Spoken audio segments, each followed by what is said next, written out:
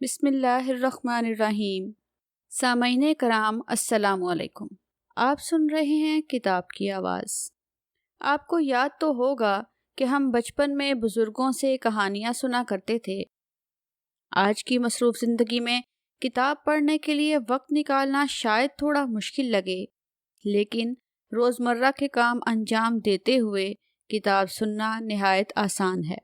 اس channel کے ذریعے آپ اپنے ساتھ ساتھ بچوں، بزرگوں اور ایسے تمام افراد جو کتاب پڑھ نہیں سکتے انہیں بآسانی کتاب سنوا سکتے ہیں۔ اگر آپ کو ہماری یہ کاوش پسند آ رہی ہے تو برائے مہربانی ویڈیوز کو شیئر اور چینل کو سبسکرائب کر کے ہماری حوصلہ افزائی فرمائیں۔ اللہ تعالیٰ آپ سب کا حامی و ناصر ہو، آمین۔ آئیے چلتے ہیں کتاب کی طرف۔ اس کتاب کا نام ہے معاملات رسول صلی اللہ علیہ وآلہ وسلم اور اسے مرتب کیا ہے قیوم نظامی نے۔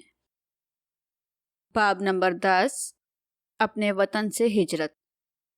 اس باب میں آپ جن معاملات کے بارے میں جانیں گے وہ ہیں: قباء میں تشریف آوری، پہلا خطبہ جمعہ، مدینہ کی حالت، مسجد نبوی صلی اللہ علیہ وآلہ وسلم ریاست کا مرکز، مسجد کی امامت، نبی کریم صلی اللہ علیہ وآلہ وسلم کا گھر، مسجد زرار اور مسجد میں تعلیم۔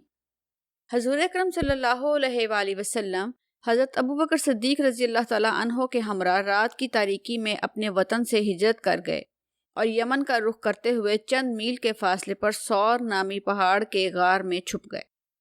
آپ صلی اللہ علیہ وآلہ وسلم نے اس سفر کے لیے اجنبی راستہ اختیار کیا تاکہ کفار تلاش کے لیے معمول کے راستے پر نکلیں اور آپ صلی اللہ علیہ وآلہ وسلم کو ڈھونڈ نہ پائیں۔ ایک اجنبی شخص نے آپ صلی اللہ علیہ وآلہ وسلم کو اپنے گھر سے نکل کر جاتے ہوئے دیکھ لیا۔ اس نے آپ صلی اللہ علیہ وآلہ وسلم کے گھر کا محاصرہ کرنے والوں کو خبر کی۔ انہوں نے گھر کے اندر جھانکا تو چارپائی پر کسی کو لیٹا ہوا پایا۔ کہنے لگے، خدا کی قسم آپ صلی اللہ علیہ وآلہ وسلم تو سوئے پڑے ہیں۔ صبح جب حضرت علی رضی اللہ تعالیٰ عنہ بستر سے اٹھے تو مشرکین ان کو دیکھ کر حیران رہ گئے۔ مشرکین نے حضرت علی رضی اللہ تعالیٰ عنہ سے پوچھا کہ آپ صلی اللہ علیہ وآلہ وسلم کہاں ہیں؟ تو انہوں نے لا علمی کا اظہار کیا۔ مشرکین اشتعال میں آ کر حضرت علی رضی اللہ تعالیٰ عنہ کو خانہ کعبہ تک لے گئے اور کچھ دیر زیر حراست رکھا۔ حضرت علی رضی اللہ تعالیٰ عنہ سے مایوس ہو کر مشرکین حضرت ابوبکر صدیق رضی اللہ تعالیٰ عنہ کے گھر پر گئے اور ان کی بیٹی حضرت اسماء رضی اللہ تعالیٰ عنہا سے حضرت ابوبکر صدیق رضی اللہ تعالیٰ عنہ کے بارے میں پوچھا تو انہوں نے کہا، باخدا مجھے معلوم نہیں۔ ابو جہل نے ان کے رخسار پر زور سے تھپڑ مارا جس سے ان کے کان کی بالی گر گئی۔ غار ثور میں داخل ہونے سے پہلے حضرت ابوبکر صدیق رضی اللہ تعالیٰ عنہ نے غار کو صاف کیا۔ غار کے اندر چند سوراخ تھے۔ حضرت ابوبکر صدیق رضی اللہ تعالیٰ عنہ نے اپنا تہبند پھاڑ کر ان کو بند کیا۔ ایک سوراخ رہ گیا جس پر پاؤں رکھ دیا۔ آپ صلی اللہ علیہ وآلہ وسلم حضرت ابوبکر صدیق رضی اللہ تعالیٰ عنہ کی آغوش میں سر رکھ کر سو گئے۔ کسی زہریلے کیڑے یا سانپ نے حضرت ابوبکر صدیق رضی اللہ تعالیٰ عنہ کے پاؤں کو ڈس لیا۔ تکلیف کے باوجود انہوں نے حرکت نہ کی تاکہ آپ صلی اللہ علیہ وآلہ وسلم جاگ نہ جائیں۔ البتہ حضرت ابوبکر صدیق رضی اللہ تعالیٰ عنہ کے آنسو آپ صلی اللہ علیہ وآلہ وسلم کے چہرہ مبارک پر گرے تو آپ صلی اللہ علیہ وآلہ وسلم اٹھ بیٹھے اور حضرت ابوبکر صدیق رضی اللہ تعالیٰ عنہ سے پوچھا، کیا ہوا؟ انہوں نے کہا، میرے ماں باپ آپ صلی اللہ علیہ وآلہ وسلم پر قربان، مجھے کسی چیز نے ڈس لیا ہے۔ آپ صلی اللہ علیہ وآلہ وسلم نے ان کے پاؤں پر لعاب دہن لگایا تو حضرت ابوبکر صدیق رضی اللہ تعالیٰ عنہ کی تکلیف رفع ہو گئی۔ آپ صلی اللہ علیہ وآلہ وسلم غار ثور میں 3 دن تک روپوش رہے تاکہ مشرکین آپ صلی اللہ علیہ وآلہ وسلم کو تلاش کر کے تھک جائیں۔ حضرت ابوبکر صدیق رضی اللہ تعالیٰ عنہ کے صاحبزادے حضرت عبداللہ رضی اللہ تعالیٰ عنہ رات غار میں گزارتے، صبح سویرے مکہ چلے جاتے اور مشرکین کی تازہ خبریں لے کر رات کی تاریکی میں غار میں پہنچ جاتے۔ حضرت ابوبکر صدیق رضی اللہ تعالیٰ عنہ کے غلام عامر بن فہیرہ غار کے قریب بکریاں چراتے رہتے۔ رات کو بکریاں غار کے پاس لے آتے اور آپ صلی اللہ علیہ وآلہ وسلم اور حضرت ابوبکر صدیق رضی اللہ تعالیٰ عنہ دودھ پی لیتے۔ عامر بن فہیرہ واپسی پر حضرت عبداللہ رضی اللہ تعالیٰ عنہ کے قدموں کے نشانات پر بکریوں کو ہانک کر مکہ لے جاتے تاکہ پاؤں کے نشان باقی نہ رہیں۔ قریش نے صلاح مشورے کے بعد حضور اکرم صلی اللہ علیہ وآلہ وسلم اور حضرت ابوبکر صدیق رضی اللہ تعالیٰ عنہ کی گرفتاری کے لیے 100 اونٹوں کے انعام کا اعلان کر دیا۔ اس اعلان کے بعد سوار، پیادے اور قدموں کے نشانات کے ماہر کھوجیوں نے سرگرمی سے تلاش شروع کر دی۔ تلاش کرنے والے غار کے دہانے تک پہنچ گئے۔ حضرت انس رضی اللہ تعالیٰ عنہ سے روایت ہے کہ حضرت ابوبکر صدیق رضی اللہ تعالیٰ عنہ نے فرمایا، میں نبی کریم صلی اللہ علیہ وآلہ وسلم کے ساتھ غار میں تھا، سر اٹھایا تو کیا دیکھتا ہوں کہ لوگوں کے پاؤں نظر آ رہے ہیں۔ میں نے کہا، اے اللہ کے نبی صلی اللہ علیہ وآلہ وسلم، اگر ان میں سے کوئی شخص محض اپنی نگاہ نیچے کر دے تو ہمیں دیکھ لے گا۔ آپ صلی اللہ علیہ وآلہ وسلم نے فرمایا، ابو بکر خاموش رہو، غم نہ کرو، اللہ ہمارے ساتھ ہے۔ ایک روایت کے مطابق غار کے دہانے پر مکڑیوں نے جالا بن دیا تھا اور کبوتریوں نے انڈے دے رکھے تھے، اس لیے کھوجی مشرکین کو یہ خیال ہی نہ آیا کہ غار کے اندر کوئی انسان بھی جا سکتا ہے۔ حضور اکرم صلی اللہ علیہ وآلہ وسلم اور حضرت ابوبکر صدیق رضی اللہ تعالیٰ عنہ کا کھوجیوں کی نظروں سے اوجھل رہنا خدائی معجزہ تھا۔ چوتھے روز طے شدہ پروگرام کے مطابق عبداللہ رضی اللہ تعالیٰ عنہ بن عریقت 2 اونٹنیاں لے کر غار کے باہر آن پہنچے۔ وہ راستوں کا ماہر، باخبر اور تجربہ کار گائیڈ تھا۔ حضرت ابوبکر صدیق رضی اللہ تعالیٰ عنہ نے اس کی مہارت اور دیانت کی وجہ سے اس کی خدمات حاصل کی تھی۔ ساحل کے ساتھ ساتھ نامعلوم راستوں پر مدینہ کے سفر کا آغاز ہوا۔ ایک اونٹ پر حضور اکرم صلی اللہ علیہ وآلہ وسلم اور دوسرے پر حضرت ابوبکر صدیق رضی اللہ تعالیٰ عنہ اور ان کا غلام عامر بن فہیرہ سوار ہوئے۔ سراقہ بن مالک 100 اونٹوں کے انعام کے لالچ میں حضور اکرم صلی اللہ علیہ وآلہ وسلم کو تلاش کرتا قریب پہنچ گیا۔ اس کے بعد کیا واقعہ پیش آیا، اسے سراقہ نے خود بیان کیا ہے۔ میں اپنی قوم کی مجلس میں بیٹھا تھا کہ ایک شخص مجلس میں آیا اور بتایا کہ اس نے ساحل کے پاس چند افراد دیکھے ہیں۔ اس کا خیال ہے کہ وہ حضرت محمد صلی اللہ علیہ وآلہ وسلم کے ساتھی ہیں۔ میں اپنے گھوڑے پر سوار ہو کر اور نیزہ لے کر ان افراد کے تعاقب میں نکلا، یہاں تک کہ ان کے قریب پہنچ گیا۔ میرا گھوڑا پھسلا اور میں گھوڑے سمیت نیچے گر گیا۔ میں دوبارہ گھوڑے پر سوار ہوا اور جب قریب پہنچا تو گھوڑے کے پاؤں زمین میں دھنس گئے۔ مجھے یقین ہو گیا کہ رسول اکرم صلی اللہ علیہ وآلہ وسلم کا معاملہ غالب آ کر رہے گا۔ میں نے آپ صلی اللہ علیہ وآلہ وسلم سے معافی مانگتے ہوئے امان طلب کی اور انہوں نے امان دے دی۔ راستے میں ایک اور معجزہ رونما ہوا۔ آپ صلی اللہ علیہ وآلہ وسلم معبد کے خیمے کے پاس رکے تو ایک کمزور بکری نظر آئی جو دودھ نہیں دیتی تھی۔ آپ صلی اللہ علیہ وآلہ وسلم نے معبد سے بکری کا دودھ دھونے کی اجازت لے کر اس کے تھنوں پر ہاتھ پھیرا تو ان میں دودھ اتر آیا، جو اس قدر تھا کہ برتن بھر گیا، جسے سب نے شکم سیر ہو کر پیا اور اس کے باوجود بھی بچ گیا۔ اس سفر کے دوران حضرت زبیر بن عوام رضی اللہ تعالیٰ عنہ حضور اکرم صلی اللہ علیہ وآلہ وسلم سے ملے، جو تجارتی قافلے کے ساتھ شام سے واپس آ رہے تھے۔ انہوں نے آپ صلی اللہ علیہ وآلہ وسلم اور حضرت ابوبکر صدیق رضی اللہ تعالیٰ عنہ کو سفید پارچہ جات تحفے کے طور پر پیش کیے۔ قباء میں تشریف آوری۔ دوشنبہ 8 ربیع الاول 1490 یعنی 23 ستمبر 622 عیسوی کو رسول اکرم صلی اللہ علیہ وآلہ وسلم قباء میں تشریف لائے۔ مدینہ منورہ میں یہ خبر پہنچ چکی تھی کہ رسول خدا صلی اللہ علیہ وآلہ وسلم مکہ سے روانہ ہو چکے ہیں۔ مدینہ کے لوگ روزانہ صبح سویرے مدینہ سے نکل کر آپ صلی اللہ علیہ وآلہ وسلم کا انتظار کرتے اور جب دھوپ کی تپش ناقابل برداشت ہو جاتی تو نا امید ہو کر واپس چلے جاتے۔ علامہ طبری کے مطابق مرد ہی نہیں، عورتیں اور بچے بھی دیر تک شدید دھوپ میں کھڑے رہتے تھے۔ آخری روز ایک یہودی لڑکے نے پہاڑ کی چوٹی سے آپ صلی اللہ علیہ وآلہ وسلم کے قافلے کو مدینہ کی جانب آتے دیکھ لیا۔ اس نے بلند آواز سے کہا کہ جن کا تمہیں انتظار تھا وہ آ گئے ہیں۔ یہ سنتے ہی سب دوڑ پڑے اور چاروں طرف تکبیر کی صدائیں گونجنے لگیں۔ اس دن اہل مدینہ کی خوشی دیکھنے کے قابل تھی۔ مردوں اور بچوں نے مسلح ہو کر اور لڑکیوں نے ڈھولک اور دف بجا کر آپ صلی اللہ علیہ وآلہ وسلم کا عقیدت کے ساتھ والہانہ استقبال کیا۔ اس موقع پر لوگ شکرانے اور مدح کے اشعار بھی گا کر پڑھ رہے تھے۔ حضرت علی رضی اللہ تعالیٰ عنہ بھی 3 روز کے بعد قباء پہنچ گئے۔ آپ صلی اللہ علیہ وآلہ وسلم نے کلثوم رضی اللہ تعالیٰ عنہا بن بدم کے گھر پر قیام فرمایا۔ پیدل سفر کرنے کی وجہ سے حضرت علی رضی اللہ تعالیٰ عنہ کے پاؤں میں چھالے پڑ گئے۔ آپ صلی اللہ علیہ وآلہ وسلم نے اپنا دست مبارک پھیرا جس سے پاؤں صحت یاب ہو گئے۔ غزوہ خیبر میں بھی حضرت علی رضی اللہ تعالیٰ عنہ آشوب چشم میں مبتلا تھے۔ آپ صلی اللہ علیہ وآلہ وسلم نے اپنا لعاب دہن لگایا جس سے صحت مل گئی اور پھر کبھی آنکھیں دکھنے کو نہ آئیں۔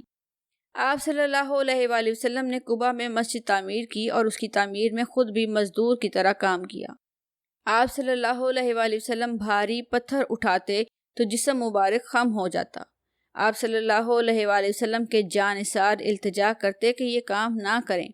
آپ صلی اللہ علیہ وآلہ وسلم نے اخوت اور مساوات کا نمونہ پیش کرنا تھا اور اپنے عمل سے یہ ثابت کرنا تھا کہ سب انسان برابر ہیں۔ محنت اور مشقت باعث عار نہیں بلکہ وجہ عزت و افتخار ہے۔ مسجد قباء کا ذکر قرآن پاک میں بھی آیا ہے۔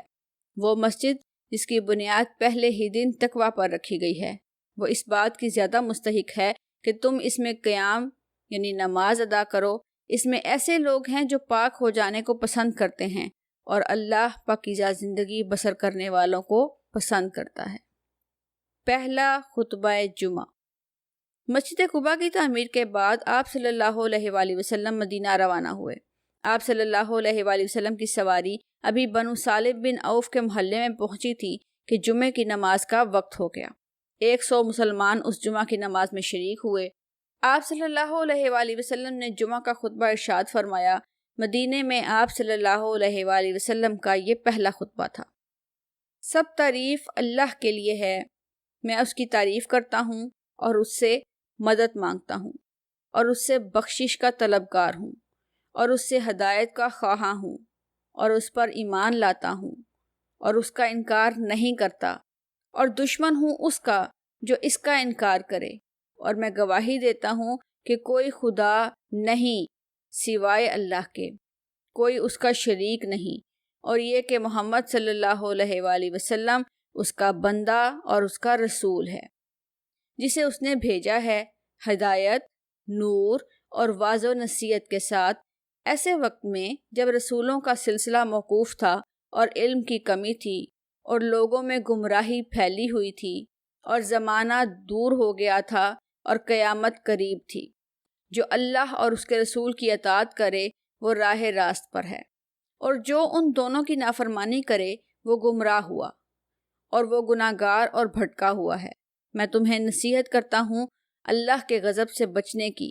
بہترین ہے وہ شے جس کی نصیحت کرے ایک مسلمان دوسرے مسلمان کو، جو یہ ہے کہ وہ اسے آخرت کی تیاری پر آمادہ کرے اور اللہ سے ڈرنے کی ہدایت کرے، اور ڈرو اللہ سے جتنا اس نے اپنے سے ڈرایا ہے، اور اس سے بڑھ کے کوئی نصیحت نہیں اور نہ اس سے بہتر کوئی یاد ہے، اور یقیناً اللہ سے پرہیزگاری اس کے لیے ہے جو اس کے مطابق عمل کرے۔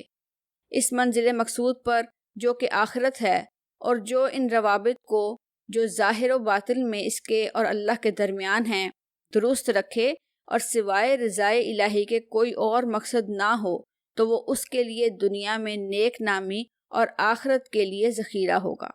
جب انسان محتاج ہوگا اپنے پہلے کیے ہوئے اعمال کا اور سوائے اس کے کچھ اس کے ساتھ نہ ہوگا، وہ آرزو رکھے گا کہ کاش اس کے اور اس موقع کے درمیان بہت بڑا فاصلہ ہوتا، اور اللہ تمہیں اپنے سے ڈراتا ہے، اور اللہ بندوں پر شفیق و مہربان ہے، اور اس نے اپنی بات کو سچ کر دکھایا اور اپنے وعدے کو پورا کیا اور اس کے خلاف نہیں ہو سکتا، اس لیے کہ وہ خود فرماتا ہے کہ میرے یہاں بات بدلتی نہیں اور میں بندوں پر ظلم کرنے والا نہیں ہوں۔ تو اللہ سے ڈرو اپنی دنیا اور آخرت دونوں میں اور ظاہر و باطن میں، اس لیے کہ جو اللہ سے ڈرتا ہے تو اللہ اس کی غلطیوں کو نظر انداز کرتا ہے اور اس کے اجر و ثواب کو بڑھاتا ہے، اور جو اللہ سے ڈرتا ہے اس نے بڑی کامیابی حاصل کی، اور یقیناً اللہ سے ڈرنا اس کی ناراضگی سے بچاتا ہے اور اس کی سزا سے بچاتا ہے اور اس کے غضب سے بچاتا ہے، اور یقیناً اللہ سے ڈر چہروں کو نورانی بناتا ہے اور پروردگار کو راضی کرتا اور درجے بلند کرتا ہے۔ اپنا حصہ حاصل کرو اور اللہ کے بارے میں کوتاہی سے کام نہ لو، حالانکہ اللہ نے تم کو اپنی کتاب کا علم دیا ہے اور تمہارے لیے اپنا راستہ صاف نمایاں کر دیا ہے، تاکہ وہ جانے انہیں جو سچے ہیں اور جانے انہیں جو جھوٹے ہیں تو حسن سلوک سے کام لو، جس طرح اللہ نے تمہارے ساتھ اچھا سلوک کیا، اور اس کے دشمنوں کو دشمن رکھو اور اللہ کی راہ میں جہاد کا حق ادا کرو۔ اس نے تمہیں منتخب کیا اور تمہارا نام مسلم رکھا تاکہ جو ہلاک ہو وہ حجت تمام ہونے کے بعد ہلاک ہو، اور جو زندگی پائے وہ کسی حجت کی بنا پر زندگی پائے۔ اور قوت نہیں ہے مگر اللہ کے سہارے سے، تو اللہ کو بہت یاد کرو اور آج کے بعد والے دن کے واسطے کام کرو، کہ جو شخص اس معاملے کو جو اس کے اور اللہ کے درمیان ہے ٹھیک رکھے گا تو اللہ اس کے اور دوسرے لوگوں کے درمیان والے معاملے کو خود ہی ٹھیک کر دے گا، اس لیے کہ اللہ لوگوں پر فیصلہ نافذ کرنے والا ہے اور وہ اس پر فیصلہ نافذ نہیں کر سکتے۔ اور وہ لوگوں کا مالک ہے، وہ اس کے مالک نہیں ہیں۔ اللہ سب سے بڑا ہے اور نہیں قوت مگر اللہ کے سہارے جو بزرگ ہے۔ جب آپ صلی اللہ علیہ وآلہ وسلم مدینہ پہنچے تو ہر انصاری کی یہ دلی تمنا تھی کہ آپ صلی اللہ علیہ وآلہ وسلم اس کے گھر میں قیام فرمائیں۔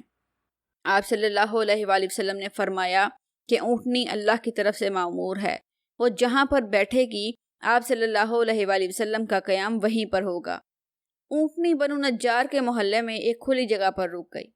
حضور اکرم صلی اللہ علیہ وآلہ وسلم اونٹنی سے اترنے لگے تو یہ آیت ورد زبان اقدس تھی، اے میرے رب مجھے بابرکت منزل میں اتار، تو ہی بہترین منزل میں اتارنے والا ہے۔ حضرت ایوب انصاری رضی اللہ تعالیٰ عنہ کا مکان قریب ترین تھا۔ حضور اکرم صلی اللہ علیہ وآلہ وسلم نے ان کے مکان میں قیام فرمایا۔ چند روز بعد حضرت عبداللہ رضی اللہ تعالیٰ عنہ بن ابی بکر رضی اللہ تعالیٰ عنہ حضور اکرم صلی اللہ علیہ وآلہ وسلم کی زوجہ محترمہ حضرت سودا رضی اللہ تعالیٰ عنہا، حضرت عائشہ صدیقہ رضی اللہ تعالیٰ عنہا، آپ صلی اللہ علیہ وآلہ وسلم کی دو صاحبزادیوں حضرت فاطمہ رضی اللہ تعالیٰ عنہا، ام کلثوم رضی اللہ تعالیٰ عنہا، حضرت اسامہ بن زید رضی اللہ تعالیٰ عنہ اور ام ایمن رضی اللہ تعالیٰ عنہا کو لے کر مدینہ پہنچ گئے۔ حضرت عائشہ صدیقہ رضی اللہ تعالیٰ عنہا سے روایت ہے کہ جب مہاجرین مکہ سے مدینہ پہنچے تو حضرت ابوبکر صدیق رضی اللہ تعالیٰ عنہ، حضرت بلال رضی اللہ تعالیٰ عنہ اور دیگر کئی صحابہ سخت بیمار ہو گئے۔ مدینہ کی آب و ہوا موافق نہ تھی۔ حضور اکرم صلی اللہ علیہ وآلہ وسلم نے اپنے رب سے دعا کی، اے اللہ ہمارے لیے مدینہ کو اسی طرح محبوب کر دے جیسے مکہ محبوب تھا یا اس سے بھی زیادہ، اور مدینہ کی فضا صحت بخش بنا دے اور اس کے غلے میں برکت دے اور اس کا بخار منتقل کر کے حجفہ پہنچا دے۔ اللہ نے آپ صلی اللہ علیہ وآلہ وسلم کی دعا سن لی اور مدینہ کے حالات بدل گئے۔ مدینہ کی حالت۔ مدینہ یعنی یثرب مکہ سے شام اور مصر جانے والے تجارتی راستے کے قریب ایک اہم تجارتی مرکز تھا۔ قریش کے جو قافلے شام کی طرف جاتے تھے وہ مدینہ میں بھی قیام کرتے۔ مدینہ میں بڑی تعداد میں یہودی آباد تھے اور اہل کتاب تھے، دینی اور دنیاوی علوم کے جاننے والے تھے۔ مدینہ کے عرب قبائل اوس اور خزرج 250 سال سے ان یہودیوں کے ساتھ ایک ہی شہر میں رہ رہے تھے اور نبوت، وحی، کتاب اور شریعت جیسے الفاظ اور ان کے مفہوم سے بخوبی آگاہ تھے۔ مدینہ کے مشرکین میں سے کچھ ایسے بھی تھے جو مسلمانوں کے خلاف دل میں سخت بغض اور کینہ رکھتے تھے، مگر انہیں کھل کر سامنے آنے کی جرت نہ تھی۔ اس گروہ کو منافقین کے نام سے پکارا گیا اور ان کا سردار عبداللہ بن ابی تھا۔ ان مشرکین نے ظاہری طور پر تو اسلام قبول کر لیا مگر باطنی طور پر اپنے دین پر قائم رہے۔ عبداللہ بن ابی مدینہ کا سردار بادشاہ بننے والا تھا، اس کے سر کا تاج بھی تیار ہو چکا تھا، مگر اسلام کے پیغام نے اس کے مواقع ختم کر دیے اور اہل مدینہ نے حضور اکرم صلی اللہ علیہ وآلہ وسلم کی جانب رجوع کر لیا۔ عبداللہ بن ابی اس غم کو بھول نہ سکا اور اسلام کے خلاف سازشوں میں مصروف رہا۔ مدینہ کے یہودی دولت مند تھے، غلے، کھجور، شراب اور کپڑے کی تجارت ان کے ہاتھ میں تھی۔ مدینہ میں یہودیوں کے 3 مشہور قبیلے بنی قینقاع، بنو نذیر اور بنو قریظہ تھے۔ مدینہ کے یہود کی ذہنیت کے بارے میں ایک مستند روایت میں بیان کیا گیا ہے کہ حضرت عبداللہ بن سلام رضی اللہ تعالیٰ عنہ ایک بلند پایہ یہودی عالم تھے۔ وہ حضور اکرم صلی اللہ علیہ وآلہ وسلم کی خدمت میں حاضر ہوئے اور چند سوالات کے تسلی بخش جواب پانے کے بعد مسلمان ہو گئے۔ انہوں نے آپ صلی اللہ علیہ وآلہ وسلم کو بتایا کہ جب یہودیوں کو میرا اسلام لانے کا علم ہوگا تو مجھ پر بے بنیاد الزام تراشی سے گریز نہیں کریں گے۔ حضور اکرم صلی اللہ علیہ وآلہ وسلم نے یہود کو بلا بھیجا جب وہ آئے تو حضرت عبداللہ بن سلام رضی اللہ تعالیٰ عنہ چھپ گئے۔ آپ صلی اللہ علیہ وآلہ وسلم نے یہود سے عبداللہ کے بارے میں دریافت فرمایا۔ انہوں نے کہا ہمارے سب سے بڑے عالم ہیں، سب سے افضل ہیں اور سب سے افضل آدمی کے بیٹے ہیں۔ آپ صلی اللہ علیہ وآلہ وسلم نے پوچھا کہ اگر عبداللہ رضی اللہ تعالیٰ عنہ مسلمان ہو جائیں تو آپ کا رد عمل کیا ہوگا؟ یہود نے کہا اللہ ان کو اس سے محفوظ رکھے۔ اس کے بعد حضرت عبداللہ بن سلام رضی اللہ تعالیٰ عنہ برآمد ہوئے اور کلمہ شہادت پڑھا۔ یہود نے اسی وقت یہ کہنا شروع کر دیا یہ ہمارا سب سے برا آدمی ہے اور برے آدمی کا بیٹا ہے۔ حضرت عبداللہ رضی اللہ تعالیٰ عنہ نے کہا اے جماعت یہود، اللہ سے ڈرو، اللہ کی قسم تم لوگ جانتے ہو کہ آپ صلی اللہ علیہ وآلہ وسلم اللہ کے رسول ہیں اور حق کے لیے تشریف لائے ہیں۔ یہودیوں نے کہا تم جھوٹ کہتے ہو۔ مسجد نبوی صلی اللہ علیہ وآلہ وسلم ریاست کا مرکز۔ حضرت ابو ایوب انصاری رضی اللہ تعالیٰ عنہ کے گھر کے قریب ایک کھلا میدان تھا جہاں پر لوگ کھجوریں خشک کرنے کے لیے دھوپ میں بچھایا کرتے تھے۔ یہ زمین دو یتیم بچوں سہل اور سہیل کی ملکیت تھی۔ ان کے والد کا نام رافع بن ابی عمرو بن آیت تھا جو فوت ہو چکا تھا۔ اب وہ دونوں اسد بن زرارہ کی کفالت میں تھے۔ آپ صلی اللہ علیہ وآلہ وسلم نے سہل اور سہیل کو بلایا اور زمین کی قیمت دریافت کی۔ دونوں یتیم بچوں نے بلا معاوضہ یہ قطع زمین بطور ہدیہ پیش کرنا چاہا، لیکن آپ صلی اللہ علیہ وآلہ وسلم نے انکار کر دیا۔ زمین کی قیمت سونے کے 10 دینار مقرر ہوئی جو حضرت ابوبکر صدیق رضی اللہ تعالیٰ عنہ نے ادا کر دیے۔ مارکیٹ کے مطابق زمین کی قیمت کا تعین کرنے کے لیے لوگوں سے مشاورت کی گئی تاکہ یتیموں کی حق تلفی نہ ہو۔ زمین کی قیمت ادا کرنے کے بعد مسجد کی تعمیر کا آغاز ہوا۔ اس میدان میں گڑھے تھے جہاں بارش کا پانی کھڑا رہتا تھا، کہیں پرانے مکانات کے کھنڈر تھے، ایک حصے میں مشرکین کی قبریں تھیں اور کہیں کھجور کے درخت بھی تھے۔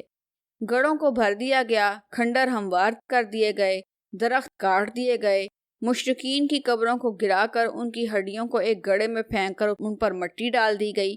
جب میدان ہموار ہو گیا تو حضور اکرم صلی اللہ علیہ وآلہ وسلم نے فرمایا میرے لیے حضرت موسیٰ علیہ السلام کی طرح ایک چھپر تعمیر کر دو۔ حضور اکرم صلی اللہ علیہ وآلہ وسلم نے خود ایک مزدور کی طرح مسجد نبوی کی تعمیر میں حصہ لیا۔ مسجد کی تعمیر کے دوران حضرموت کا ایک شخص طلق بن علی رضی اللہ تعالیٰ عنہ آیا۔ وہ مٹی کا گارا بنانے کا بڑا ماہر تھا۔ آپ صلی اللہ علیہ وآلہ وسلم نے اس کے کام کو دیکھ کر فرمایا اس کو گارا بنانے پر ہی رہنے دو، کیونکہ یہ اس کام کو تم سب سے زیادہ عمدگی سے کر رہا ہے۔ اینٹیں اور پتھر ایک جگہ جمع ہو گئے تو سرکار دو عالم صلی اللہ علیہ وآلہ وسلم نے اپنی چادر اتار دی اور خود اینٹیں اٹھانے لگے۔ جب مہاجرین اور انصار نے دیکھا تو سب نے اپنی چادریں اتار کر ایک طرف رکھ دیں۔ وہ اینٹیں اور گارا اٹھا کر لاتے اور یہ شعر گنگناتے، اگر ہم بیٹھے رہیں اور نبی کریم صلی اللہ علیہ وآلہ وسلم کام کرتے رہیں تو ہم گمراہی میں ہوں گے۔ حضور اکرم صلی اللہ علیہ وآلہ وسلم اینٹیں اٹھا اٹھا کر لاتے رہے، ان کی گرد سے شکم مبارک پر مٹی کی تہ جم گئی۔ صحابہ کرام پر وجد طاری تھا، سب مل کر یہ اشعار پڑھتے رہے، کوئی زندگی نہیں ہے مگر آخرت کی زندگی، اے اللہ انصار اور مہاجرین پر رحم فرما۔ اسامہ بن زید رضی اللہ تعالیٰ عنہ فرماتے ہیں کہ ایک دن حضور اکرم صلی اللہ علیہ وآلہ وسلم ایک بھاری پتھر اٹھا کر لا رہے تھے کہ اسد بن حضیر نے آپ صلی اللہ علیہ وآلہ وسلم سے عرض کی کہ یا رسول اللہ صلی اللہ علیہ وآلہ وسلم یہ بھاری پتھر مجھے دے دیجئے۔ آپ صلی اللہ علیہ وآلہ وسلم نے فرمایا جاؤ کوئی اور پتھر اٹھا لاؤ، تم مجھ سے زیادہ اللہ کی رحمت کے محتاج نہیں۔ ایک دفعہ صحابہ کرام رضی اللہ تعالیٰ عنہما نے حضرت عمار رضی اللہ تعالیٰ عنہ کے سر پر زیادہ اینٹیں رکھ دیں۔ وہ اسی حالت میں حضور اکرم صلی اللہ علیہ وآلہ وسلم کے پاس گئے اور شکایت کی کہ صحابہ خود ایک اینٹ اٹھاتے ہیں اور مجھ پر اس قدر بوجھ لاد دیا ہے۔ آپ صلی اللہ علیہ وآلہ وسلم نے بڑی شفقت کے ساتھ ان کے بالوں سے مٹی جھاڑتے ہوئے فرمایا اے پسرے سمیہ، لوگوں کو 1 اجر ملے گا اور تمہیں 2 اجر ملیں گے۔ ایک روایت کے مطابق حضور اکرم صلی اللہ علیہ وآلہ وسلم نے مسجد سے ملحقہ زمین کے مالک سے کہا کہ یہ قطع مسجد کے اضافے کے لیے دے دو اور اس کے بدلے جنت میں ایک محل لے لو۔ اس نے غربت اور عیالدار ہونے کی وجہ سے معذرت کر لی۔ حضرت عثمان رضی اللہ تعالیٰ عنہ کو پتہ چلا تو انہوں نے 10,000 درہم کے عوض یہ قطع زمین خرید لیا اور حضور اکرم صلی اللہ علیہ وآلہ وسلم کی خدمت میں حاضر ہوئے اور عرض کی آپ صلی اللہ علیہ وآلہ وسلم جنت کے محل کے بدلے یہ زمین ان سے خرید لیں۔ آپ صلی اللہ علیہ وآلہ وسلم نے یہ سودا قبول فرمایا۔ حضرت عبادہ رضی اللہ تعالیٰ عنہ سے روایت ہے کہ انصار نے مال جمع کر کے آپ صلی اللہ علیہ وآلہ وسلم سے درخواست کی کہ ہم کب تک کھجور کی ٹہنیوں کے نیچے نماز پڑھتے رہیں گے؟ پختہ مسجد تعمیر کیجیے اور اسے آراستہ اور مزین فرمائیے۔ آپ صلی اللہ علیہ وآلہ وسلم نے فرمایا، میں اپنے بھائی موسیٰ علیہ السلام کے طرز عمل سے روگردانی نہیں کرنا چاہتا۔ ایسا چھپر کافی ہے جو موسیٰ علیہ السلام کے چھپر کی مانند ہو۔ مسجد کی دیواریں کچی اینٹوں سے بنائی گئیں اور بنیادیں 3 ہاتھ چوڑی رکھی گئی۔ مسجد کی قبلہ کی دیوار کی لمبائی 100 ہاتھ تھی اور چوڑائی اس سے کچھ کم تھی۔ محراب بیت المقدس کی طرف بنایا گیا۔ مسجد کے داخلے کے لیے 3 دروازے رکھے گئے۔ درمیان میں جو ستون تھے وہ کھجور کے درخت کے تھے۔ چھت کھجور کی شاخوں سے ڈالی گئی۔ مدینہ میں ہر قبیلے کا الگ محلہ اور الگ مسجد تھی۔ حضور اکرم صلی اللہ علیہ وآلہ وسلم کی زندگی میں ہی مدینہ میں 9 مساجد تعمیر ہو چکی تھی۔ ایک روایت کے مطابق مسجد کے تقدس کے بارے میں رسول اکرم صلی اللہ علیہ وآلہ وسلم نے فرمایا، اگر کہیں مسجد دیکھو یا اذان کی آواز سنو، وہاں کسی شخص کو قتل نہ کرنا۔ اس موقع پر علامہ اقبال رحمۃ اللہ علیہ فرماتے ہیں، میں ناخوش و بیزار ہوں مرمر کی سلوں سے، میں ناخوش و بیزار ہوں مرمر کی سلوں سے، میرے لیے مٹی کا حرم اور بنا دو۔ اہل طائف اسلام لائے تو آپ صلی اللہ علیہ وآلہ وسلم نے ہدایت فرمائی کہ خاص اس جگہ مسجد تعمیر کروائیں جہاں پر ان کا بت نصب تھا۔ حضرت طلق بن علی رضی اللہ تعالیٰ عنہ سے روایت ہے کہ جب ہماری قوم کے لوگ آپ صلی اللہ علیہ وآلہ وسلم کی خدمت میں حاضر ہوئے اور عرض کی کہ ہمارے ملک میں ایک گرجا ہے، تو آپ صلی اللہ علیہ وآلہ وسلم نے اپنے وضو کا پانی عنایت فرمایا اور ہدایت فرمائی کہ گرجے کو توڑ ڈالو اور وہاں پہ یہ پانی چھڑک کر مسجد تعمیر کر لو۔ مسجد کی امامت۔ مساجد کی تعمیر کے بعد مختلف قبائل کے لیے الگ الگ امام مسجد مقرر کیے گئے۔ جو شخص سب سے زیادہ حافظ قرآن ہوتا اسے امام مقرر کیا جاتا۔ ابو مسعود انصاری رضی اللہ تعالیٰ عنہ سے روایت ہے کہ حضور اکرم صلی اللہ علیہ وآلہ وسلم نے فرمایا، جماعت کی امامت وہ کرے جو سب سے زیادہ کلام اللہ پڑھا ہو۔ اگر اس میں سب برابر ہوں تو سنت سے سب سے زیادہ واقف ہو۔ اگر اس میں بھی مساوات ہو تو جس نے سب سے پہلے ہجرت کی تھی۔ اس میں بھی سب برابر ہوں تو جس کی عمر زیادہ ہو۔ جن کو قبائل میں اعمال مقرر کیا جاتا وہی امامت کے فرائض بھی انجام دیتے۔ بڑے شہروں میں اعمال اور امام الگ الگ مقرر کیے جاتے۔ عمان میں حضرت عمرو بن العاص رضی اللہ تعالیٰ عنہ عامل تھے اور ابو زیاد انصاری رضی اللہ تعالیٰ عنہ امام تھے۔ مساجد کے امام میرٹ پر نامزد کیے جاتے تھے۔ نبی صلی اللہ علیہ وآلہ وسلم کا گھر مبارک۔ مسجد کے ساتھ رسول اکرم صلی اللہ علیہ وآلہ وسلم نے حضرت سودا رضی اللہ تعالیٰ عنہا اور حضرت عائشہ صدیقہ رضی اللہ تعالیٰ عنہا کے لیے 2 حجرے تعمیر کروائے۔ ہر حجرہ 10 فٹ چوڑا اور 15 فٹ لمبا تھا۔ حجروں کی دیواریں کچی اینٹوں کی بنائی گئیں اور ان پر کھجوروں کی شاخوں کی چھتیں ڈالی گئیں۔ دونوں حجروں کو ایک دوسرے سے الگ کرنے کے لیے کھجور کی شاخوں کو چن کر دیوار بنا دی گئی اور اس پر مٹی کا لیپ کر دیا گیا۔ دروازے کے بجائے کمبل کے پردے لٹکائے گئے تھے۔ حجروں کی چھتیں اتنی نیچی تھیں کہ ہاتھ اٹھائیں تو چھت کو جا لگتا تھا۔ حضور اکرم صلی اللہ علیہ وآلہ وسلم کی ازواج مطہرات حضرت سودا رضی اللہ تعالیٰ عنہا، حضرت عائشہ صدیقہ رضی اللہ تعالیٰ عنہا اور 2 بیٹیاں حضرت فاطمہ الزہرا رضی اللہ تعالیٰ عنہا اور حضرت ام کلثوم رضی اللہ تعالیٰ عنہا مکہ سے مدینہ آ کر حجروں میں مقیم ہو گئیں۔ بعد میں مزید حجروں کا اضافہ کیا گیا۔ ازواج مطہرات کی وفات کے بعد جب خلیفہ وقت نے حجروں کو منہدم کر کے مسجد کے ساتھ ملانے کا حکم دیا تو مدینہ کے صحابہ اس قدر روئے کہ ان کی داڑھیوں کے بال آنسوؤں سے تر ہو گئے۔ ان کی خواہش تھی کہ رسول اکرم صلی اللہ علیہ وآلہ وسلم کے گھر کو اصلی حالت میں محفوظ رکھا جاتا اور نئی نسلوں کو اندازہ ہوتا کہ جس نبی کریم صلی اللہ علیہ وآلہ وسلم کے ہاتھ میں خزانے کی کنجیاں تھیں، انہوں نے کس سادگی، کفایت شعری اور قناعت سے زندگی گزاری۔ مسجد زرار۔ منافقین مسلمانوں کو کمزور کرنے اور انہیں تقسیم کرنے کے لیے سازشیں کرتے رہتے تھے۔ انہوں نے مسجد قباء کے قریب ایک اور مسجد اس بہانے سے تعمیر کی کہ جو معذور اور بزرگ مسلمان مسجد نبوی میں نہیں جا سکتے وہ اس مسجد میں نماز ادا کر لیا کریں گے۔ مگر منافقین کی اصل غرض یہ تھی کہ انہیں ایسا مرکز مل جائے جسے وہ مسلمانوں کے خلاف استعمال کر سکیں۔ ابو عامر انصاری جو عیسائی مذہب قبول کر چکا تھا، منافقین سے کہتا تھا کہ وہ منظم ہوں اور وہ کیسر روم سے ملاقات کر کے فوج لائے گا تاکہ مدینہ کو اسلام سے پاک کر دیا جائے۔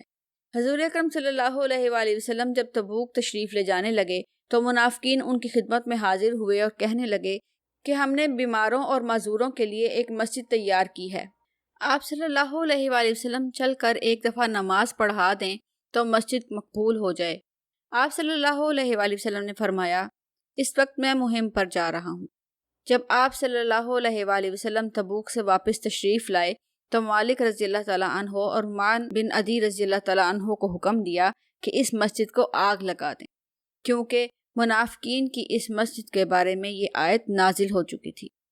اور وہ لوگ جنہوں نے ایک مسجد زرار پھوٹ ڈالنے اور کفر کی غرض سے تیار کی، اور اس غرض سے کہ جو لوگ پہلے سے خدا اور رسول صلی اللہ علیہ وآلہ وسلم سے لڑتے ہیں ان کو ایک کمین گاہ ہاتھ آئے اور وہ قسم کھاتے ہیں کہ ہم نے صرف بھلائی کے لحاظ سے ایسا کیا، اور خدا گواہی دیتا ہے کہ یہ جھوٹ کہتے ہیں۔ محمد صلی اللہ علیہ وآلہ وسلم تو کبھی اس مسجد میں جا کر کھڑا نہ ہو۔ وہ مسجد جس کی بنیاد پہلے دن سے ہی پرہیزگاری پر رکھی گئی ہے، وہ اس بات کی زیادہ مستحق ہے کہ تو اس میں نماز پڑھے۔ وہاں ایسے لوگ ہیں جن کو صفائی محبوب ہے اور خدا صفائی پسند کرنے والوں کو چاہتا ہے۔ ایک دفعہ ایک بدو مسجد نبوی صلی اللہ علیہ وآلہ وسلم میں آپ صلی اللہ علیہ وآلہ وسلم سے ملاقات کے لیے آیا۔ اتفاقاً اسے پیشاب کی حاجت ہوئی۔ وہ دیہاتی تھا، آداب مسجد سے نا آشنا تھا، لہٰذا وہ مسجد کو عام جگہ سمجھتے ہوئے وہیں پیشاب کرنے لگا۔ چاروں طرف سے صحابہ کرام دوڑے اور اسے ڈانٹنے لگے۔ آپ صلی اللہ علیہ وآلہ وسلم نے انہیں ٹوکا اور کہا کہ تم سختی کے لیے نہیں بلکہ نرمی کے لیے بھیجے گئے ہو، اب اسے پیشاب کر لینے دو اور بعد میں پانی بہا دو۔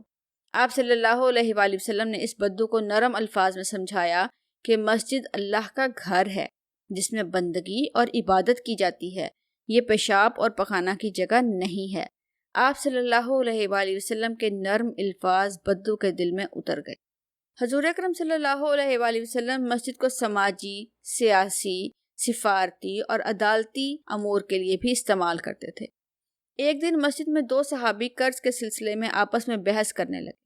آپ صلی اللہ علیہ وآلہ وسلم نے ان کا موقف سن کر تنازع حل کرا دیا۔ حضرت ابو ہریرہ رضی اللہ تعالیٰ عنہ سے روایت ہے کہ ایک دن 30 مسلمانوں کا لشکر بنی حنیفہ کے ایک شخص ثمامہ کو گرفتار کر کے لے آیا اور اسے مسجد کے ستون کے ساتھ باندھ دیا گیا۔ تیسرے روز آپ صلی اللہ علیہ وآلہ وسلم نے اس کو رہا کر دیا۔ ثمامہ نے آپ صلی اللہ علیہ وآلہ وسلم کے اخلاق سے متاثر ہو کر اسلام قبول کر لیا۔ ایک دن حضور اکرم صلی اللہ علیہ وآلہ وسلم اپنے صحابہ کے ساتھ مسجد میں تشریف فرما تھے کہ 3 آدمی آئے۔ ان میں سے ایک نے مجلس میں تھوڑی سی جگہ خالی پائی، وہیں بیٹھ گیا۔ دوسرے کو درمیان میں خالی جگہ نظر نہ آئی تو وہ پیچھے بیٹھ گیا۔ تیسرا پسند کی جگہ خالی نہ پا کر واپس چلا گیا۔ آپ صلی اللہ علیہ وآلہ وسلم نے ان تینوں کے بارے میں فرمایا، ان میں سے ایک نے اللہ کی پناہ لی، اللہ نے بھی اس کو پناہ دی۔ ایک نے حیا کی، اللہ نے بھی اس کی حیا کی۔ ایک نے اللہ سے منہ پھیرا اور مجلس میں شریک نہیں ہوا، اللہ نے بھی اس سے منہ پھیر لیا۔ ایک روز صحابہ نے 2 حلقے بنا لیے، ایک حلقہ قرآن خوانی اور ذکر اور دعا میں اور دوسرا حلقہ تعلیم و تعلم میں مشغول تھا۔ اچانک آپ صلی اللہ علیہ وآلہ وسلم تشریف لائے اور فرمایا، دونوں حلقے اچھے ہیں اور عمل خیر میں مشغول ہیں، لیکن دوسرا پہلے سے افضل ہے، خود بھی علم سیکھتے ہیں اور دوسروں کو بھی سکھاتے ہیں۔ اللہ تعالیٰ نے مجھ کو معلم بنا کر مبعوث کیا ہے۔ یہ فرما کر آپ صلی اللہ علیہ وآلہ وسلم دوسرے حلقے میں بیٹھ گئے۔ مسجد میں تعلیم۔ قرآن پاک میں تعلیم کے بارے میں آیات موجود ہیں۔ ایک آیت میں ارشاد ہوا، بے شک خدا نے ایمان والوں پر مہربانی کی جب اس نے ان کے پاس انہی میں سے ایک رسول بھیجا جو انہیں اس کی آیتیں سناتا، ان کا تزکیہ کرتا اور انہیں کتاب و حکمت کی تعلیم دیتا ہے، اگرچہ اس سے پہلے وہ فاش گمراہی میں تھے۔ بیعت عقبہ ثانیہ کے بعد حضور اکرم صلی اللہ علیہ وآلہ وسلم نے ایک صحابی کو معلم بنا کر مدینہ روانہ کیا تاکہ وہ نو مسلموں کو قرآن مجید کی تعلیم دیں اور انہیں اسلام کی بنیادی تعلیمات سے آگاہ کر سکے۔ ہجرت کے بعد آپ صلی اللہ علیہ وآلہ وسلم نے سعید بن العاص رضی اللہ تعالیٰ عنہ کو تعلیم کے لیے نامزد کیا۔ وہ خوشنویس تھے اور مسلمانوں کو لکھنا پڑھنا سکھاتے تھے۔ ان کو معلم حکمت کا منصب دیا گیا تھا۔ جنگ بدر میں 70 مشرکین گرفتار ہوئے۔ ان میں سے جو مالدار نہ تھے اور تاوان ادا نہیں کر سکتے تھے، آپ صلی اللہ علیہ وآلہ وسلم نے ان کی رہائی کے لیے یہ شرط لگائی کہ وہ مدینہ کے 10 بچوں کو لکھنا پڑھنا سکھائیں۔ مسجد نبوی صلی اللہ علیہ وآلہ وسلم کا ایک احاطہ تعلیم اور قیام کے لیے مختص کیا گیا تھا، جسے صفہ کہتے تھے۔ اس اقامتی درسگاہ میں فقہ کی تعلیم بھی دی جاتی تھی، قرآن کی صورتیں زبانی یاد کروائی جاتی تھیں، فن تجوید سکھایا جاتا تھا۔ اس دینی مدرسے کی نگرانی آپ صلی اللہ علیہ وآلہ وسلم فرماتے تھے۔ قیام کرنے والے طلبہ کے لیے کھانے کا بندوبست کیا جاتا تھا۔ طلبہ فارغ اوقات میں روزگار میں بھی مصروف رہتے تھے۔ مدینہ کے رہنے والے بھی مسجد میں تعلیم حاصل کرنے کے لیے آتے تھے۔ مقامی طلبہ کے علاوہ دور دراز کے قبائل سے بھی طلبہ تعلیم کے لیے آتے اور اپنا نصاب مکمل کر کے وطن واپس چلے جاتے۔ مدینہ میں صفہ واحد درسگاہ نہ تھی۔ عہد نبوی صلی اللہ علیہ وآلہ وسلم میں کم از کم 9 مسجدیں تھیں جہاں دینی تعلیم دی جاتی تھی۔ حضور اکرم صلی اللہ علیہ وآلہ وسلم کبھی کبھار ان مساجد میں جا کر مدرسے کی نگرانی فرماتے۔ آپ صلی اللہ علیہ وآلہ وسلم نے یہ حکم بھی صادر فرمایا کہ لوگ اپنے پڑھے لکھے ہمسایوں سے تعلیم حاصل کریں۔ حضور اکرم صلی اللہ علیہ وآلہ وسلم کسی کو منصب دینے اور مسجد کا امام مقرر کرنے سے پہلے یہ یقین کر لیتے کہ وہ قرآن و سنت کا ماہر ہے۔ آپ صلی اللہ علیہ وآلہ وسلم کی ذاتی دلچسپی کی بنا پر خواندگی میں اس قدر اضافہ ہو گیا کہ قرآن پاک میں یہ حکم نازل ہوا کہ تجارتی معاملہ جس میں رقم ادھار ہو اور تحریری طور پر انجام پائے، ایسی دستاویز پر 2 اشخاص کی گواہی لی جایا کرے تاکہ معاملات صاف اور شفاف ہوں اور ان میں کسی قسم کا شک پیدا نہ ہو۔ ہجرت کے بعد خواندگی کی بنا پر ہی سیاسی معاہدات، سرکاری خط و کتابت، فوجی مہم پر جانے والے رضاکاروں کی فہرستیں اور مردم شماری کا ریکارڈ رکھنا ممکن ہو سکا۔ تاریخ نے حضور اکرم صلی اللہ علیہ وآلہ وسلم کے 300 کے قریب خطوط محفوظ رکھے ہیں۔ بعض حدیثوں میں سے اندازہ ہوتا ہے کہ حضور اکرم صلی اللہ علیہ وآلہ وسلم خوش خطی پر بڑی توجہ فرماتے تھے۔ حضور اکرم صلی اللہ علیہ وآلہ وسلم نے معلم کو معاوضہ وصول کرنے سے منع فرمایا تھا۔ عبادہ رضی اللہ تعالیٰ عنہ بن صامت سے روایت ہے کہ وہ درسگاہ صفہ میں قرآن اور فن تحریر کی تعلیم دیتے تھے۔ ایک مرتبہ ایک شاگرد نے انہیں ایک کمان نظر کی، مگر آپ صلی اللہ علیہ وآلہ وسلم نے انہیں اسے قبول کرنے سے روک دیا۔ اسلامی ریاست کے حکمران کی حیثیت سے آپ صلی اللہ علیہ وآلہ وسلم کو مترجمین کی ضرورت تھی جو غیر زبانیں جانتے ہوں۔ آپ صلی اللہ علیہ وآلہ وسلم نے حضرت زید رضی اللہ تعالیٰ عنہ بن ثابت کو حکم دیا کہ وہ عبرانی خط لکھنا اور پڑھنا سیکھ لیں۔ وہ فارسی، حبشی اور رومی، یونانی زبانیں جانتے تھے۔ نصاب میں قرآن و سنت کے علاوہ نشانہ بازی، پیراکی، ریاضی، تقسیم ترکہ، مبادی طب، علم حیض، علم انصاب اور علم تجوید یعنی قرآن کی قرات کے مضامین بھی شامل تھے۔ آپ صلی اللہ علیہ وآلہ وسلم کی حدیث ہے کہ استاد کی عزت کی جائے اور علم بغیر عمل کے بے سود ہے۔ آپ صلی اللہ علیہ وآلہ وسلم نے خواتین کی تعلیم کے لیے ہفتے میں ایک دن الگ مقرر فرما رکھا تھا۔ ایک روایت کے مطابق شفا بنت عبداللہ العدویہ نے آپ صلی اللہ علیہ وآلہ وسلم کی اجازت سے آپ صلی اللہ علیہ وآلہ وسلم کی زوجہ حضرت حفصہ رضی اللہ تعالیٰ عنہا کو لکھنے پڑھنے کی تعلیم دی۔ اللہ تعالیٰ نے بھی قرآن پاک میں ازواج مطہرات کو حکم دیا کہ وہ دوسروں کو تعلیم دیا کریں۔ حضور اکرم صلی اللہ علیہ وآلہ وسلم نے یمن کے گورنر عمرو بن حزم کے نام جو طویل ہدایت نامہ جاری کیا وہ تاریخ میں محفوظ ہے۔ اس میں تحریر ہے کہ قرآن، حدیث، فقہ، علوم اسلامیہ کی تعلیم کا بندوبست کیا جائے۔ اس ہدایت نامے میں یہ قابل توجہ جملہ بھی درج ہے: لوگوں کو اس بات کی نرمی سے ترغیب دو کہ وہ دینیات کی تعلیم حاصل کریں۔ حضور اکرم صلی اللہ علیہ وآلہ وسلم نے صوبہ یمن میں مدارس کا دورہ کرنے کے لیے ایک ناظم مقرر فرمایا۔ قرآن پاک میں اندھی تقلید کو پسند نہیں کیا گیا اور ہر شخص کو اپنے طور پر غور و فکر کرنے کا حکم دیا گیا۔ کسی رسم و رواج کی پیروی اور محض آبائی اور موروثی ہونے کی بنا پر پیروی کرنے سے منع کیا گیا۔ قرآن و سنت کے مطابق عمل کرنا ہر مسلمان کا فرض ہے۔ احادیث میں علماء کی بڑی تعریف کی گئی ہے اور انہیں انبیاء کا وارث قرار دیا گیا ہے۔ بعض سیرت نگاروں کے مطابق حضور اکرم صلی اللہ علیہ وآلہ وسلم نے فرمایا: علم حاصل کرو چاہے اس کے لیے چین جانا پڑے، کیونکہ علم حاصل کرنا ہر مسلمان مرد اور عورت پر فرض ہے۔ صدقات اور زکوٰۃ کی تقسیم کے لیے مسجد میں ہی بیت المال قائم کیا گیا۔ اس کے نگران حضرت بلال رضی اللہ تعالیٰ عنہ تھے۔ جب بیت المال کے لیے نقد رقوم کے ساتھ اونٹ، بھیڑیں، بکریاں، کھجوریں اور دوسرے اجناس وصول ہونے لگے تو آمدنی اور اخراجات کا حساب کتاب رکھنے کے لیے کلرکوں کا تقرر کیا گیا۔ نیز مویشیوں کی دیکھ بھال کے لیے چرواہے رکھے گئے۔ مسجد اور بچوں کا تعلق ہمیشہ سے رہا۔ خود نبی کریم صلی اللہ علیہ وآلہ وسلم اپنے نواسوں حضرت امام حسن و حسین رضی اللہ تعالیٰ عنہما کو مسجد میں لاتے رہے۔ حضرت ابو ہریرہ رضی اللہ تعالیٰ عنہ سے روایت ہے کہ ایک مرتبہ رسول اکرم صلی اللہ علیہ وآلہ وسلم ہمیں خطبہ دے رہے تھے۔ اسی اثناء میں حسن اور حسین رضی اللہ تعالیٰ عنہما آئے۔ انہوں نے سرخ رنگ کی قمیص پہنی ہوئی تھی اور وہ چلتے ہوئے لڑکھڑا رہے تھے، تو رسول اکرم صلی اللہ علیہ وآلہ وسلم فرط محبت سے منبر سے نیچے تشریف لائے اور ان دونوں کو اٹھا لیا اور اپنے سامنے بٹھا دیا۔ پھر فرمایا، اللہ نے سچ فرمایا ہے کہ تمہارے لیے مال اور اولاد فتنہ یعنی آزمائش ہیں۔ جب میں ان دونوں بچوں کو چلتے اور لڑکھڑاتے ہوئے دیکھا تو میں صبر نہیں کر سکا، یہاں تک کہ مجھے اپنی بات ختم کرنا پڑی اور ان دونوں کو اٹھا لیا۔ دوران نماز بچوں کی موجودگی کے حوالے سے یہ روایت خصوصی اہمیت کی حامل ہے۔ حضرت عبداللہ بن شداد رضی اللہ تعالیٰ عنہ اپنے والد سے روایت کرتے ہیں کہ ظہر یا عصر میں سے کسی نماز کے وقت رسول اکرم صلی اللہ علیہ وآلہ وسلم تشریف لائے اور آپ نے حسن و حسین رضی اللہ تعالیٰ عنہما کو اٹھایا ہوا تھا۔ آپ صلی اللہ علیہ وآلہ وسلم نے آگے کر کے بٹھا دیا اور نماز کے لیے تکبیر کہہ کر نماز شروع کر دی۔ پھر جب سجدہ کیا تو آپ صلی اللہ علیہ وآلہ وسلم نے اپنی نماز کے درمیان سجدے کو طویل کیا۔ میرے والد کہتے ہیں کہ میں نے اپنا سر اٹھا کر دیکھا تو رسول اکرم صلی اللہ علیہ وآلہ وسلم سجدے کی حالت میں ہیں اور بچہ آپ صلی اللہ علیہ وسلم کی کمر پر بیٹھا ہوا ہے۔ یہ دیکھ کر میں واپس سجدے میں چلا گیا۔